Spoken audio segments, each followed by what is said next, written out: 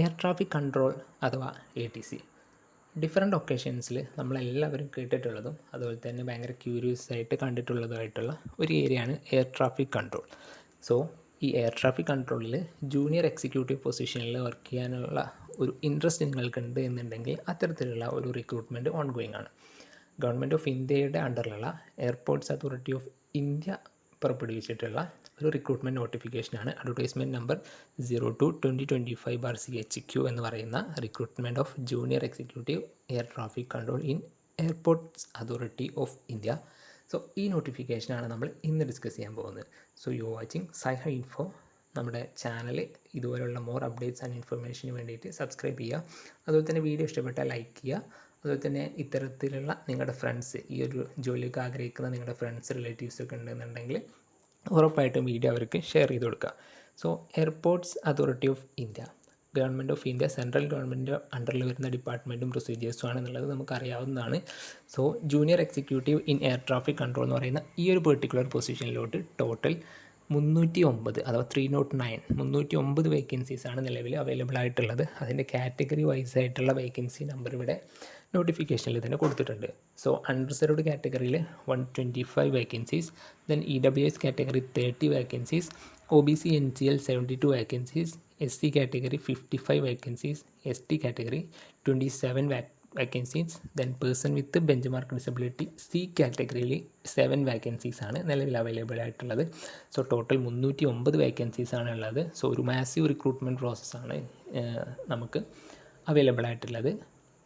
Then person with benchmark ഡിസബിലിറ്റീൻ്റെ ക്രൈറ്റീരിയാസും കാര്യങ്ങളും ഇവിടെ കൊടുത്തിട്ടുണ്ട്. സോ അത് അപ്ലിക്കബിൾ ആണെന്നുണ്ടെന്നുണ്ടെങ്കിൽ നമുക്ക് ഈ PDF ചെക്ക് ചെയ്യാവുന്നതാണ്.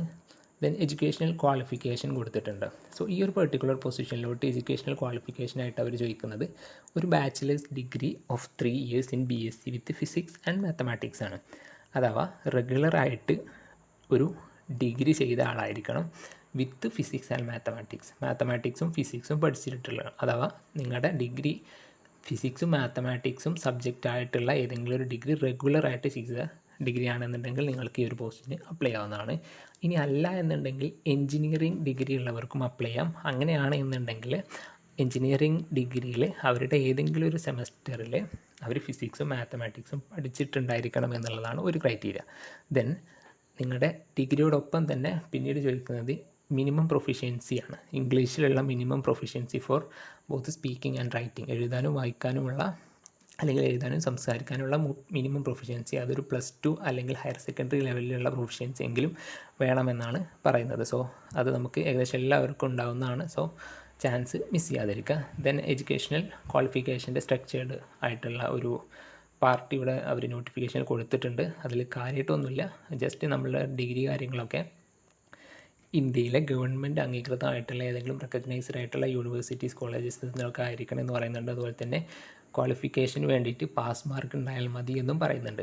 ദെൻ ഏജ് ലിമിറ്റും റിലാക്സേഷനും പറയുന്നുണ്ട്. Okay, so maximum age limit എന്ന് പറയുന്നത് 27 years ആണ് ഈ ഒരു പെർട്ടിക്കുലർ പോസ്റ്റിന്. ഈ നോട്ടിഫിക്കേഷൻ എൻഡ് ചെയ്യുന്ന അല്ലെങ്കിൽ ആപ്ലിക്കേഷൻ കാലാവധി അവസാനിക്കുന്ന May 24 മാക്സിമം 27 വയസ്സാണ് ഇവർ അലയുന്നത്. സോ അത്രയും May 24 വരെ 27 വയസ്സ് ആവുന്നവരെ അവർക്ക് അപ്ലൈ ചെയ്യാം. അത് ഈ May 24 തൊട്ടിട്ട് 27 വയസ്സിന് മുകളിൽ വരുന്നവർക്ക് അപ്ലൈ ചെയ്യാൻ പറ്റില്ല. Okay, so 27 maximum age.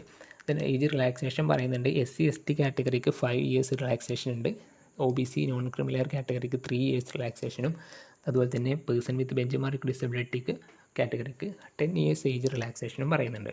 So SC/ST കാറ്റഗറിക്ക് age relaxation ഉള്ളതുകൊണ്ട് തന്നെ മാക്സിമം ഏജ് ലിമിറ്റ് എന്ന് പറയുന്നത് 32 years, OBC NCL കാറ്റഗറിക്ക് 30 years, person with benchmark ഡിസബിലിറ്റിക്ക് 37 years ആണ് മാക്സിമം ഏജ് ലിമിറ്റ് എന്ന് പറയുന്നത്.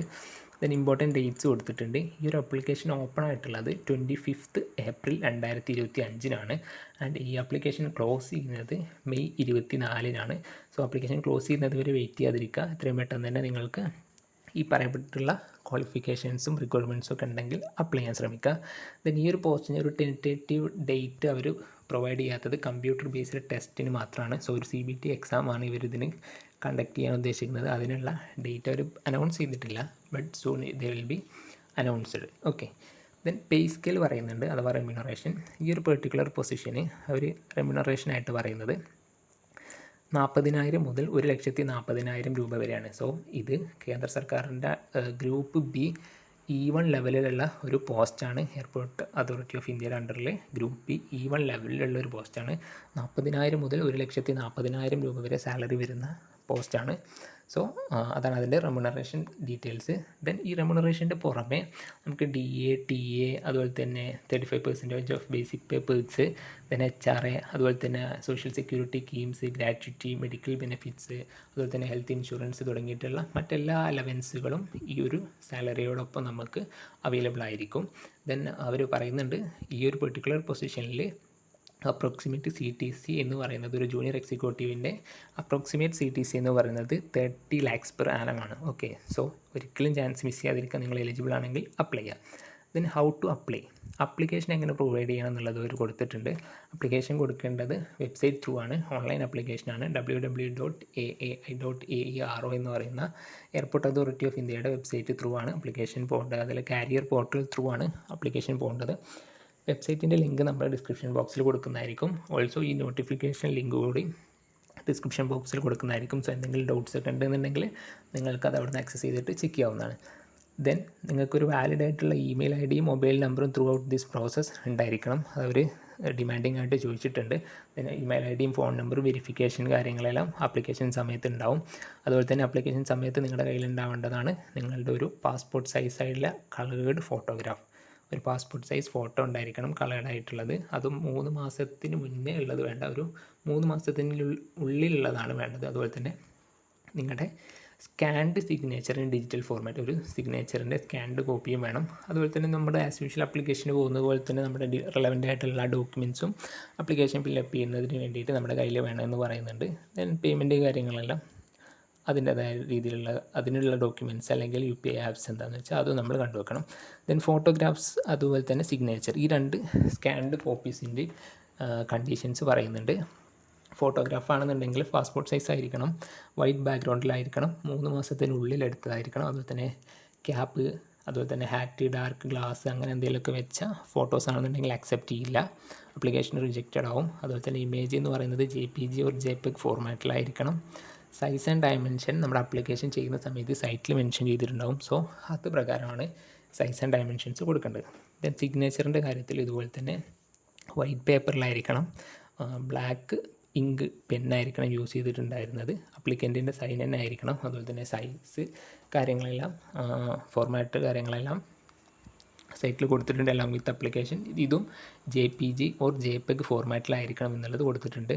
ദെൻ ആപ്ലിക്കേഷൻ ഫീ ആയിട്ട് പറയുന്നത് 1000 rupees ആണ്. സോ അത് ഓൺലൈൻ പേയ്മെൻറ്റ് ത്രൂ ആണ് ആപ്ലിക്കേഷൻ കൊടുക്കേണ്ടത് എന്നുള്ളതും അവരിവിടെ മെൻഷൻ ചെയ്തിട്ടുണ്ട്. ഓക്കെ, സോ ഇത്രയാണ് നമുക്ക് airport authority of India provide ചെയ്യുന്ന എയർ ട്രാഫിക് കൺട്രോളിലോട്ടുള്ള ജൂനിയർ എക്സിക്യൂട്ടീവ് പൊസിഷനെ കുറിച്ചുള്ള ഒരു ഓവർവ്യൂ എന്ന് പറയുന്നത്. സോ ഒരു bachelor's degree, regular bachelor's degree കഴിഞ്ഞ വിത്ത് ഫിസിക്സ് ആൻഡ് മാത്തമാറ്റിക്സ് ഒരു ഡിഗ്രി കഴിഞ്ഞ ആളാണെന്നുണ്ടെങ്കിൽ നിങ്ങൾക്ക് അപ്ലൈ ചെയ്യാം. അല്ലെങ്കിൽ ഒരു എഞ്ചിനീയറിംഗ് ഡിഗ്രി കഴിഞ്ഞ ആളാണെന്നുണ്ടെങ്കിൽ നിങ്ങൾക്ക് അപ്ലൈ ചെയ്യാം. നിങ്ങൾ ഫിസിക്സ് ആൻഡ് മാത്തമാറ്റിക്സ് ഏതെങ്കിലും ഒരു സെമസ്റ്ററിൽ പഠിച്ചിട്ടുണ്ടെന്നുണ്ടെങ്കിൽ. സോ സാലറി ഉണ്ട് 40,000 മുതൽ 1,40,000 വരെയുള്ള സാലറി ഉണ്ട് with other all the allowances. So ഈ ഒരു ചാൻസ് മിസ് ചെയ്യാതിരിക്കുക. നിങ്ങൾ എലിജിബിൾ ആണെങ്കിൽ തീർച്ചയായിട്ടും റിക്വയർ ചെയ്യുക. നിങ്ങൾ തീർച്ചയായിട്ടും അപ്ലൈ ചെയ്യുക. നിങ്ങളുടെ വീഡിയോ ഇഷ്ടപ്പെട്ടുന്നുണ്ടെങ്കിൽ ലൈക്ക് ചെയ്യുക, യൂസ്ഫുൾ ആവുന്ന ഫ്രണ്ട്സിനും റിലേറ്റീവ്സിനൊക്കെ ഷെയർ ചെയ്യുക. Thank you for watching.